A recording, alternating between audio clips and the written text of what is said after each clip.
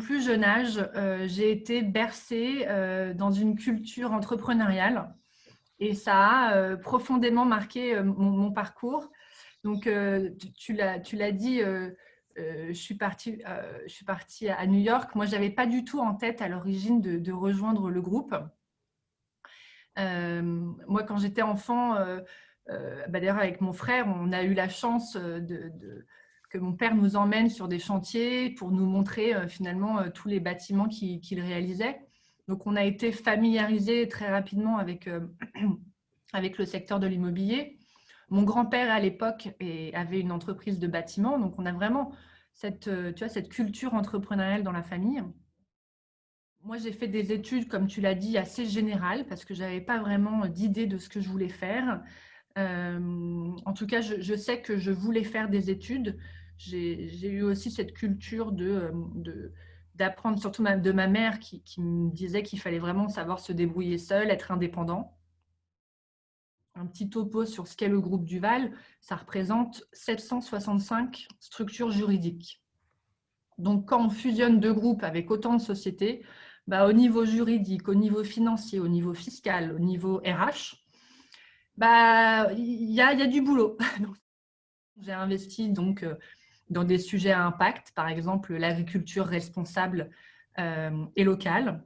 J'ai pu investir dans l'économie circulaire, dans le logement connecté. La première start-up dans laquelle j'avais investi, c'était Lysia, donc le paiement mobile. Voilà, j'ai investi dans du stockage entre particuliers, dans l'intelligence artificielle. Et en fait, je pense que tous ces entrepreneurs, nous, on les accompagne. Donc, je parlais tout à l'heure de nos services supports transverses, donc le juridique, les RH, la com, etc. Tous ces services supports, en fait, on les met à disposition de ces jeunes entrepreneurs. Parce que je pense que quand on est entrepreneur et qu'on crée sa société, en fait, on a beaucoup plus de valeur ajoutée dans le développement de notre société, le commercial, le développement de nouveaux produits, plutôt que finalement dans cet administratif qui n'a pas beaucoup de valeur ajoutée, en tout cas quand on est une jeune entreprise. Tu vois, souvent on parle de mettre des femmes. Moi, je pense qu'en fait, la mixité, c'est très important. La mixité, mais aussi la diversité. Moi, je suis très favorable aussi à mettre des jeunes très tôt à des postes à responsabilité. Et je l'ai toujours fait. D'ailleurs, moi, quand je suis devenue DG du groupe, donc j'avais 29 ans. Et c'était à l'issue de tout le chantier, tu vois, que j'avais fait de fusionner ces deux groupes. Et à l'époque, j'ai nommé notre DIRCOM qui avait 29 ans aussi. DIRCOM de tout le groupe.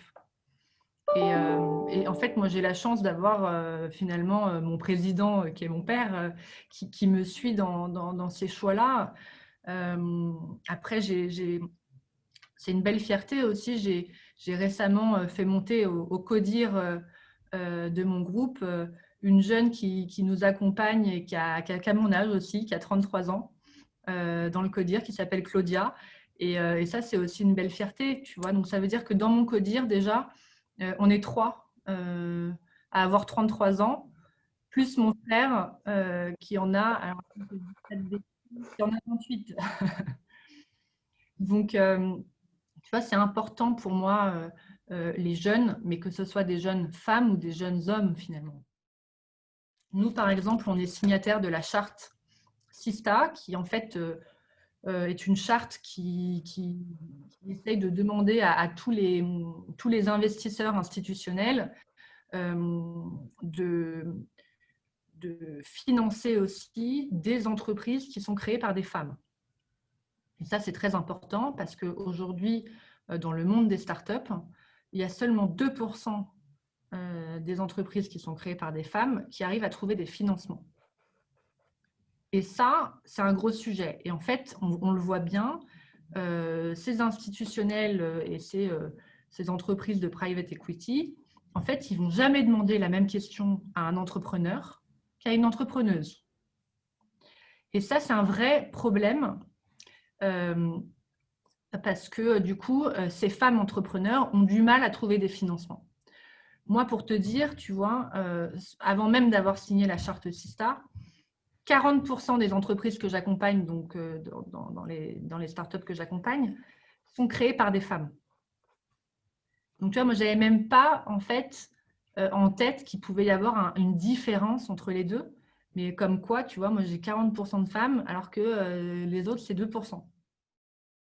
Bah, quand tu es directeur de projet, de programme ou responsable de programme ou autre, en fait, on a des grilles et on essaye d'harmoniser, que ce soit homme-femme, en fonction des âges aussi et de l'expérience, pour qu'il n'y ait pas de différence de salaire entre les hommes et les femmes.